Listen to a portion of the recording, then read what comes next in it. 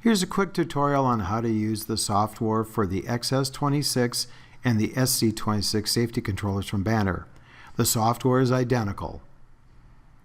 We start on the equipment page showing you the base unit. If you have an expandable system, you can add on other modules by clicking on the plus symbol to the right. In this case, you can choose between input modules or output modules. Let's add an output module. How about a single dual channel relay module? Now let's add our input devices. Go to the small plus symbol below the base unit and click on it. Now we have our choice of inputs that we want to utilize. In this case, let's do a safety input, and let's start out with an emergency stop. With emergency stops, we always start you at a 4-wire arrangement. This is the highest level of safety possible. You can change the circuit type if you want, but let's use this one for now. Add another device, a gate switch. Again, we start you at 4-wire, but let's change that circuit type. Let's go to a 3-wire arrangement.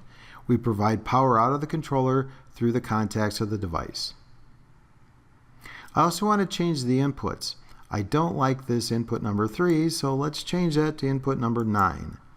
And number 4, let's change that also. Let's go to 13. And let's add one more device. How about a light curtain? Most light curtains are solid state outputs, so we've started you out with a dual channel PNP input circuit type. Switch now to the functional view. The functional view is where you do all your work.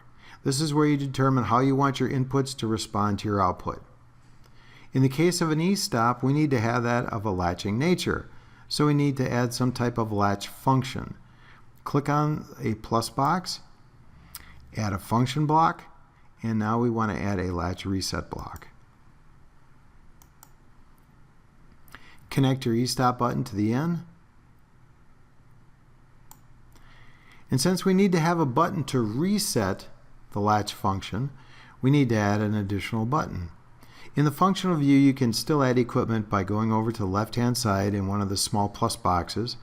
Click on that, non-safety input, and a manual reset button. I also check system reset at the exact same time. The reason why the button can serve double duty, one to do a latch reset and one to clear faults in the system if it does happen.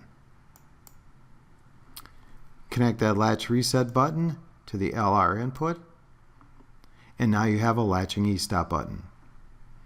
All 3 devices, e-stop, gate switch, and light curtain, need to control the output, so we need to add another block. Click on the plus symbol again, and this time we're going to add a logic block. We're going to add an AND gate.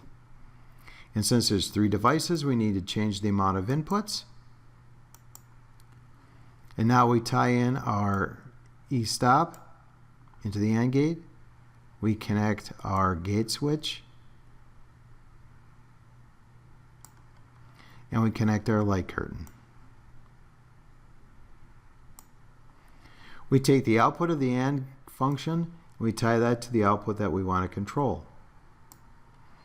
Now we have a circuit with an e-stop that's latching, a gate switch, and a light curtain that also control the same output. That's as easy as it gets.